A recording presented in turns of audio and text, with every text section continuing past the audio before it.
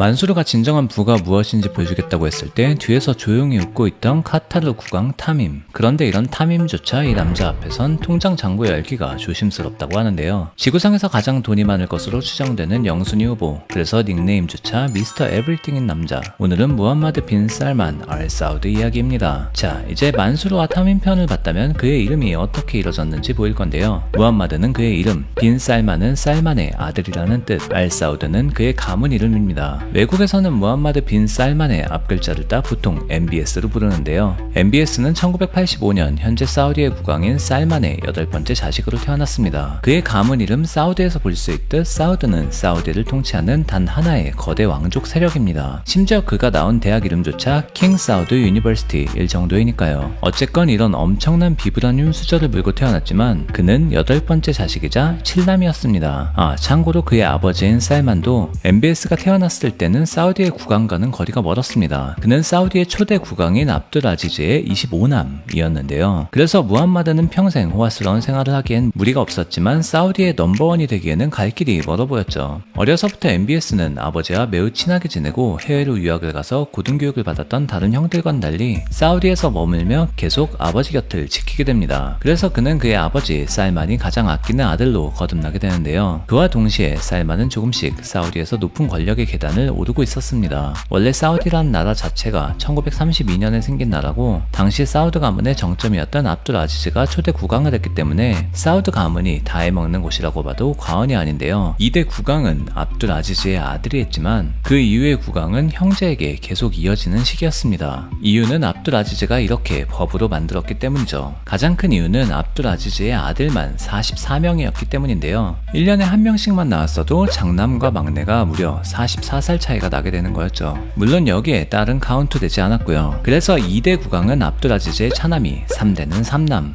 4대는 5남이, 5대는 9남이, 6대는 12남이 하게 되었죠. 그리고 2015년 1월 1935년생이었던 살만은 80세라는 나이로 사우디의 7대 국왕에 오르게 됩니다. 살만은 왕이 되긴 했지만 80세라는 많은 나이 때문에 시간이 느긋하지 않았습니다. 그래서 그는 왕이 되자마자 자신이 가장 아끼는 아들인 MBS를 국방부 장관에 앉혀버리는데요. 당시 MBS의 나이가 30이었는데 사우디뿐 아니라 전 세계적으로도 전례가 없는 일이었습니다. 하지만 전례가 없는 일을 만드는 건 이것뿐만이 아니었습니다. 살만과 MBS는 힘을 합쳐 지금까지의 왕위 승계 방식을 무시하고 사우디 최초의 부자간 왕위 승계 방식을 전격 도입하기로 합니다. 그리고 원래 다음 왕위 계승 후보 1순위였던 무함마드 빈 나이프를 비롯해 MBS의 권력에 방해될 것 같은 모든 가족들을 잡아들입니다. 죄목은 부패와 공금 횡령 등의 혐의인데요. 사실 지금까지 사우디의 돈은 기름으로 나오는 돈을 수천 명의 사우드 왕족이 나눠 쓰는 구조였습니다. 그런데 갑자기 가족 중 몇 명을 잡아놓고 너 왜 이렇게 돈 많이 썼어? 라고 말하면서 잡아놓은 셈이죠. 주요 멤버 중에는 중동의 워렌 버핏으로 불리는 사우디 투자의 대가인 알 왈리드 빈 탈랄도 포함되어 있었습니다. 그래도 가족들을 일반 감옥에 넣기는 그랬는지 사우디의 수도 리야드에 있는 리츠 칼튼에 모두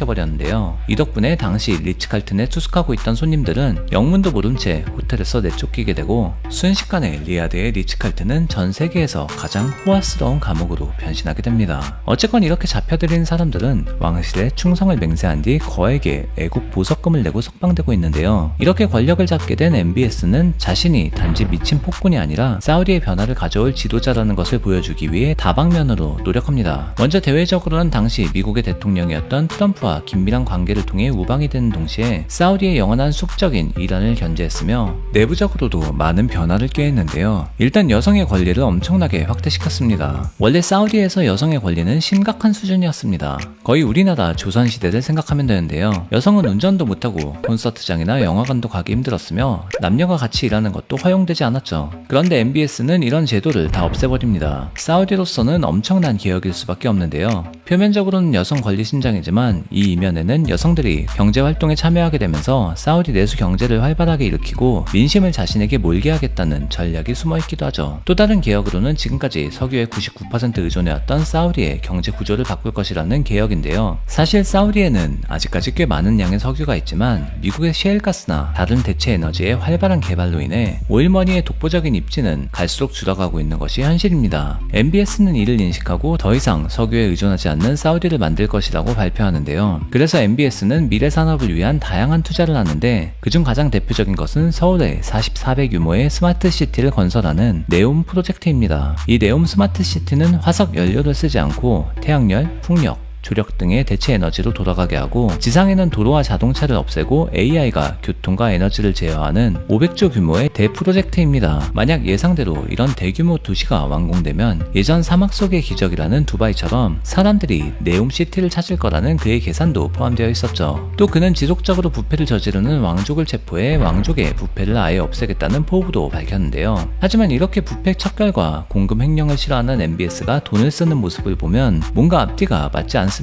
먼저 그는 2015년 3,500억 원이라는 돈을 주고 프랑스 파리 인근에 있는 샤토루이 14세라고 이름 지어진 궁전을 구입합니다. 17세기 베르사유 양식으로 지어진 이 집은 딱 봐도 어마어마한 크기로 전 세계에서 가장 비싼 집 중 하나인데요. 이 집 크기가 얼마나 크냐면 보통 우리나라 오피스텔 원룸 전용 면적이 23제곱미터 정도 되거든요. 그런데 이 저택 면적은 23만 제곱미터입니다. 물론 정원까지 합친 면적이긴 하지만요. 이 집에는 말도 안 되는 호화스러운 수영장과 매일 한 병씩 마셔도 약 8년을 마실 수 있는 양의 와인 저장고, CGV 골드 클래스급의 영화관까지 구비되어 있다고 합니다. 그리고 같은 해에 그는 프랑스 남부에서 휴가를 보냈는데 해변에서 대형 요트를 보더니 한눈에 반해 요트 주인에게 접근해 몇 시간 정도 흥정을 하고 바로 요트를 구입하기도 했는데 이 요트는 6,500억 원을 주고 구입했다고 합니다. 좀 전에 말했던 집이 무색해지는 가격인데요. 남들이 프랑스 가서 명품백 구입하듯 집이랑 요트 한 채 구입하면서 1조 원을 쓰고 온 그의 모습에 언론들은 내로남불이 아니냐며 비꼬기도 했었죠. 하지만 그의 재산 규모가 약 1,500조 원 수준으로 알려진 것을 따지면 1조 원 정도 써도 1,499조가 남으니까요. 또 그는 크리스티 경매에 나온 레오나르도 다빈치가 그린 예수의 초상화가 마음에 들어 약 5천억 원을 주고 구입하면서 역사상 가장 비싼 예술품의 소유주이기도 합니다. 이제 그럼 1,498조 5천억 정도가 남은 건가? 이런 그의 재산 규모가 수면 위로 떠오른 것은 사우디의 국영 석유 기업인 아람코가 기업 공개를 하면서부터인데요. 지금까지 베일에 가려져 있던 아람코의 수익 구조가 나타나며 사람들은 놀라움을 금치 못했습니다. 아람코의 영업이익은 2017년 250조, 2018년 350조, 2019년 300조, 2020년 225조 원 수준입니다. 매년 평균적으로 250조 이상의 이익을 내고 있는데요. 이런 아람코의 기업 가치는 약 2,000조 원이며 전 세계에서 가장 가치 있는 기업 5위 안에 항상 들고 있습니다. 아람코는 사우디 국영기업이며 사우디 국영기업이란 뜻은 사우디의 절대가문 사우드 가문 소속이며 사우드 가문의 절대 권력자인 MBS의 재산이 1,000조 원대 이상이라는 것은 꽤 설득력 있는 추정인데요. 하지만 MBS와 미국의 관계는 바이든 정부가 들어오면서 트럼프 때와는 달리 흔들리고 있고 오일머니로 무상의료 복지나 주택 보조금 같은 혜택을 받고 있는 사우디 국민들은 오일머니의 해체와 민영화로 인해 자신들에게 돌아오는 혜택이 줄어들까 하는 걱정에 MBS의 행보를 달갑게 보고 있지만은 않은 상황입니다. 오일머니와 독재를 한 번에 보여주고 있는 사우디의 MBS, 그는 과연 역사 속에서 사우디의 변화를 가져온 리더로 남게 될까요? 아니면 권력만을 추구한 폭군으로 남게 될까요?